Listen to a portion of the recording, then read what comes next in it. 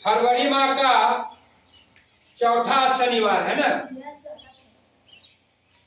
तो हम लोग को आज जो विषय है सुरक्षित शनिवार में जल एवं भूमि का संरक्षण, वायु प्रदूषण एवं पेड़ पौधों का संरक्षण के संदर्भ में जानकारी है ना।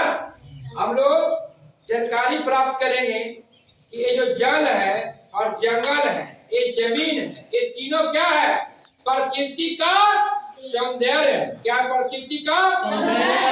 जल ही जीवन है ना। जल नहीं तो कल नहीं, जल नहीं तो कल नहीं, है ना। जल के बिना जो है आदमी जिंदा नहीं रहे, है ना। और अगर आपको जल नहीं है तो न जंगल रहेगा न जमीन रहेगा। ये तीनों को बचाना क्या है? हम एक नागरिक को कर्तव्य है कि ये प्राकृतिक संपदा को हम संरक्षण नहीं देंगे तो आप भी सुरक्षित नहीं रहिएगा, आप भी सुरक्षित नहीं रहिएगा, ठीक ना। अब क्या है कि आप लोग पढ़े हैं ना कि पृथ्वी पर कुल जल की मात्रा कितना है? 71% जल है। और तो जल है उसमें भी आपको पीने लायक कितना है? 2.5%। उसमें भी आपको जो उपलब्धता से मिलता आसानी से पीने के लिए आपको कितना है? 0.006%। अब बाकी शेष पानी जो है हिमनद के रूप में है, बर्फ के रूप में। सर ऐसे बता रहे थे अभी कि अगर जंगल नहीं रहेगा तो वैश्विक तापमान बढ़ जाएगा, धरती का टेम्परेचर क्या होगा? ज्यादा हो जाएगा। तो वो जो बर्फ है, हिमनद है, वो क्या होगा? पिघल जाएगा। जब पिघलेगा तो क्या होगा? आपको वो जो समुद्र का जल स्तर क्या होगा? बढ़ जाएगा। जो समुद्र का जब जल स्तर बढ़ेगा तो जो समुद्र के किनारे जो शहर है वो क्या हो जाएगा? समुद्र में विलीन हो जाएगा। हो सकता है कि वो क्या शहर क्या आपका ये धरती ही विलीन हो जाएगा, है ना। तो धरती को बचाना है। आज देखिए सरकार भी जल जंगल को संरक्षण के लिए जल जीवन हरियाली अपना बिहार सरकार चला रही है ना। जल दिवस कब मनाया जाता है? जल दिवस 22 मार्च। और वन दिवस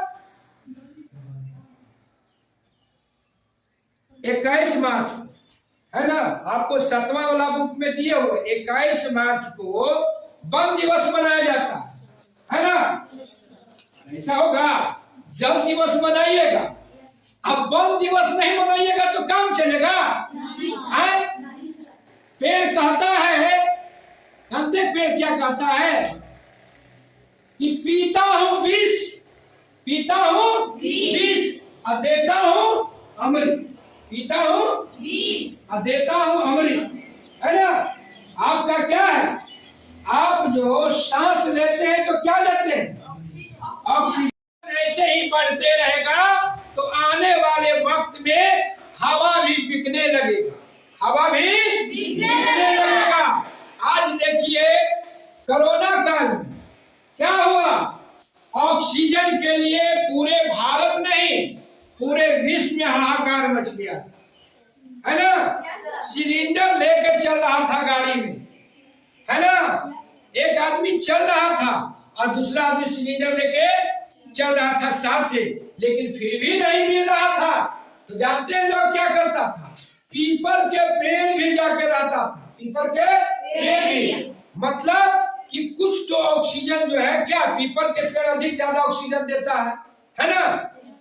उसके भी पीछे कारण है, जब विस्तार से पढ़िएगा कौन कौन पौधा अधिक वाष्प उत्सर्जन करता है, कौन अधिक ऑक्सीजन बनाता है। तो एक क्या हुआ कि लोगों को ऑक्सीजन नहीं मिलेगा तो उसका जीवन रहेगा। इसलिए पेड़ ने कहा कि पीता हूँ विष, पीता हूँ विष। पेड़ ने क्या कहा?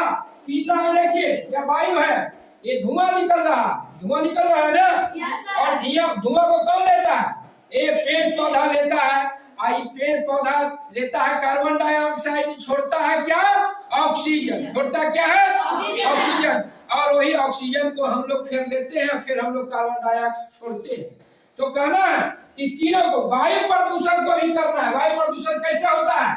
जो घर से, कल कारखाने से, फैक्ट्री से वो जो धुआं निकल रहा है वो कहाँ जा रहा है? हमारे वातावरण में जा रहा है। वातावरण में हवा में मिलकर क्या कर रहा है?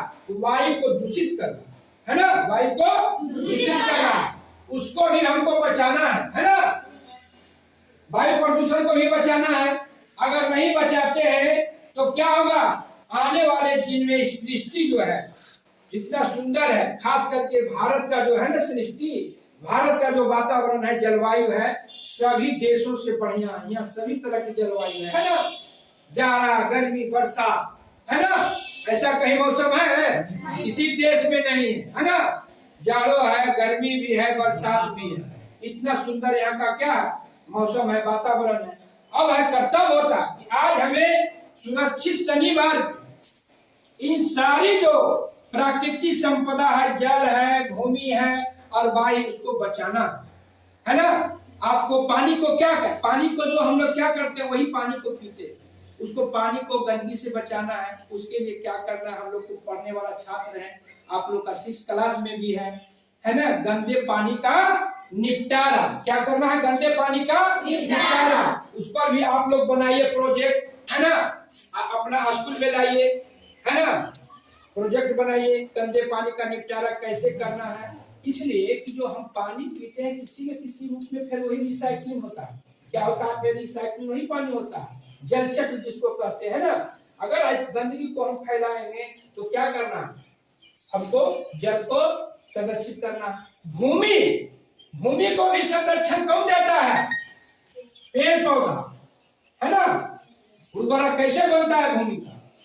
जो पेड़ पौधा का पत्ती गिरता है ना, पेड़ पौधा का पत्ती कहाँ गिरेगा?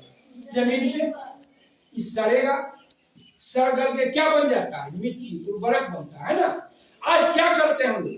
धरने से आप क्या कर रहे हैं? रासायनिक खाद का उपयोग कर रहे हैं। क्या कर रहे हैं? रासायनिक खाद का उपयोग। उतना ही नहीं, साथ साथ जो गंदगी है, कचरा को आप क्या करते हैं? बिना निपटारा को ही कहाँ बिक देते हैं? जमीन, पानी में बिक देते हैं, है ना? कचरा को, प्लास्टिक का कचरा अगर जिस जमीन में चला जाता है उस जमीन को क्या बना देता है? बंजर बना देता है। क्या बना देता है? बंजर बना देता है। और मान लिया कि आप जो रासायनिक खाद का उपयोग करते हैं ना, वो क्या करता है? जल के साथ कहाँ चल गया? धरती में भी गया। वो जमीन को तो खराब करवे किया, आपको पानी को भी वो खराब कर दिया। इसलिए कि वो जो खाद दिया रासायनिक, वो खाद चला गया पानी के साथ, घुल के कहाँ चल गया? अंदर जमीन में। फिर उसी जमीन से ना पानी निकालते हैं। पानी कहाँ से हम लोग पीते हैं? जमीन से, चापाकल से, है ना? बोरिंग से पीते हैं ना। हमारे खंड जल का स्रोत है ना, भूमिगत जल का स्रोत क्या है? चापाकल, कुआं से हम लोग भूमिगत जल प्राप्त करते हैं, फिर नहर से प्राप्त करते हैं, आहर से, पानी से, क्या करें? लेकिन उस सबको हम लोग गंदगी कर रहे हैं। अब जो है ये वर्षा का पानी आता है, कहाँ चल जाता है? समुद्र में चल जाता है, कुछ जमीन के अंदर जाता है, लेकिन अधिक मात्रा में चल जाता है कहाँ? पानी, समुद्र में। उस पानी को हमको क्या करना है? संरक्षण करना। क्या करना है? संरक्षण करना। अब क्या संरक्षण करना? तो कहता है कि अपने घर में आस पास में क्या है? गड्ढा बना दीजिए, सोख्ता गड्ढा, है ना? सोख्ता गड्ढा भी बनाने में बहुत बड़ी बात नहीं है। करना क्या है कि आपको उसको चेम्बर बनाना है 3 ठो, बड़ा सा एक गड्ढा खोद देना है ना? उसमें बड़ा ईंटा, बड़ा जो ईंटा होता है उसको सबसे नीचे, फिर ऊपर उससे छोटा कंक्रीट टाइप का आपको उसके ऊपर, और फिर सबसे ऊपर में आपको बालू बिछा देना। उसके बाद जो घर से पानी निकलता है उसके लिए एक छोटा सा चेम्बर पहले बनाना होगा, है ना? उसमें जाली लगाना होगा तारों के, ताकि जो आपका घर से जो पानी निकलता है, चाहे फैक्ट्री से निकलता है, चाहे कहीं से, उस पानी के लिए जो गंदगी है पहले वहां रोक लेगा, उसके बाद फिर आगे बढ़ेगा। आपका पानी क्या हो जाएगा? शुद्ध हो जाएगा, कुछ तो शुद्ध हो जाएगा। इसलिए कि हम जल चक्र में किसी न किसी रूप से उस पानी को पीते। अब रही बात कि आपका देखिए कि पेड़ है ना, फल छाने हुए नल में, है ना। अब क्या है, नल में पानी भी आ रहा, बूंदे बूंदे गिर रहा, जल स्तर तेजी से भाग रहा, जल स्तर देखिए इसमें बूंद बूंद जल गिर रहा, ये नहीं कि मार रहा है गिर रहा, बूंदे बूंद गिर रहा, जल स्तर तेजी से कहाँ गया, गिर रहा, नीचे जा रहा। आप सुने होंगे अभी का महानगरों की बात छोड़िए, तो अरवल जिला के बंसी ब्लॉक अगले जेठ बैसाख में चापाकल सूख गया था। अरवल जिला की बात बता रहे हैं। बंबई दिल्ली नहीं जाना, बंबई दिल्ली तो पानी पानी कर ही रहा है आपको, लेकिन ये जो है अरवल जैसा, जहां अरवल ऐसा जगह है जहां दो नदी जो है आपका अरवल से होते हुए गुजरता है, पुनपुन और इधर सोन नदी।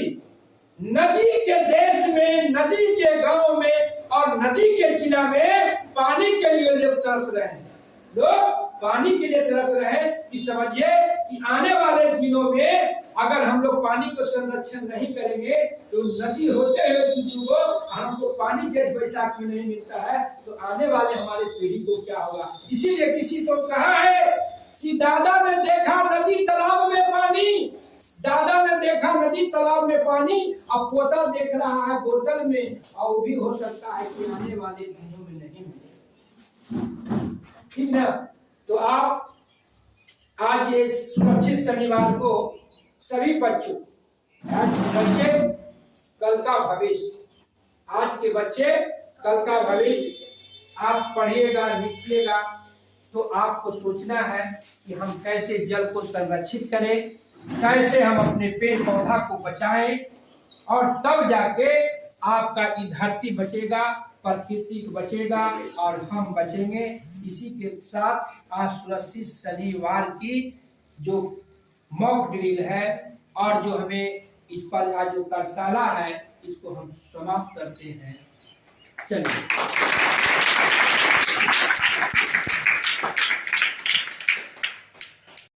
तो उस समय हम लोग अपने विद्यालय के छात्र छात्राएं भी क्या किए थे, रंगोली बनाए थे ना।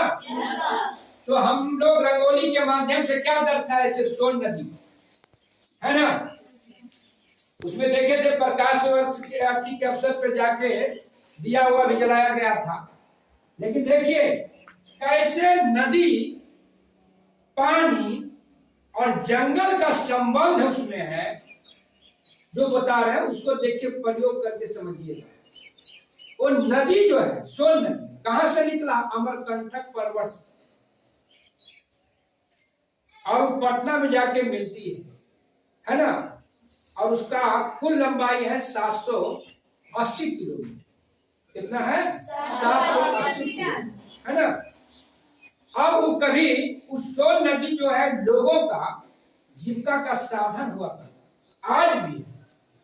और सभ्यता का जो विकास हुआ, नदी के किनारे इस सभ्यता का भी विकास हुआ। जहां भी नदी था वहीं सभ्यता का विकास हुआ, और लोग को सारी संसाधन जो है वो नदी किनारे रहने से मिल जाता। आज देखिए सोन का जो बालू है सोना हो गया, सोना। बिहार ही नहीं, भारत ही नहीं, पूरे विदेश में यहाँ का बालू जा रहा है। लेकिन एक तरफ आप जो है सोन की बालू को धराने से जो खनन हो रहा वो तो